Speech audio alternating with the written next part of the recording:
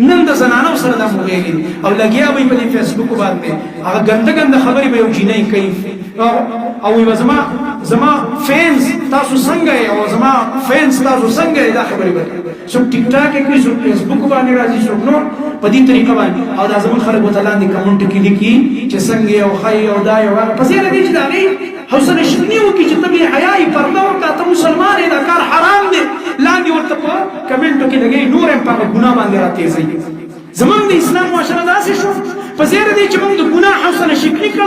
موږ ګناونه نورم پروموټ کوو لګي نو په دې کې یو به حیا وخت ما دې ورته ویل ما ګوره دا نوې چیخه نوې د عائشه الله عائشه اکرم نو نوې عائشه دې زه چې دا پیدا شو د مور پلار له دانو کې خوده دي جنیلا لاهور کې اوس راخیر راغلی نو په کوم نیت به یې په دې نیت کنه چې دا زموږ د نبی رسول الله دی بیو عائشه او دا راګه زموږ د مؤمنانو مور ازم دا لور یو دیندار لور الله اکبر الله دې ټول پاتې راوچی الله دې ټول اسلام خو نن هغه جنې موبایل مخې ته نیولې او اصلګیا دي الکانو ته باقاعده 14 اگست نه مخکې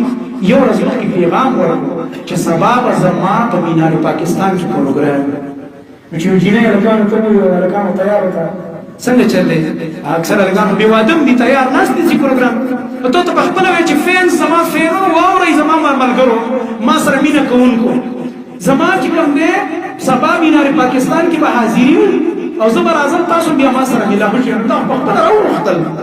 هجوم دي په خپل ځان تراجم او دې سره چې کوم الکان د ویډیو وکولا او دې سره کوم ګرځیدا به حیا لکان یو تی ویډیو کې بل سره هغه دې غلط حرکات دي دا زنانه او مکه کسان چې دې ورته یو ورځ مخکې په دې فیسبوک او په دې ګندګي باندې دعوت ورکړو ټیک ټاک باندې زبر اعظم هغه تر ونشيو بیا ته ای بیزتی شوی دا سونو ته خلکو راچولې او نو چې څه شوی ورکه کار جماعت دې ګنده خبرې دي ان شوې تفصیل کې نزو خو نن د پاکستان ټول میډیا یو طوفان یې راچلو دا ډېر بد اخلاق شي او دته زنانو عزت سره لوبي کې او دا ډېر بد کار شي او ولې اوکې ولې په خپل راغوښتي په خپل سره دا کار وشو او پښو چې ودی او وخت تکیر نو سبو سره وي هم هاي خرب وخت او چې دا نه کان مېز نسی کې نه ورو سبو سره دا دې خپل غلطی ده پکار دا چې دا څومره دا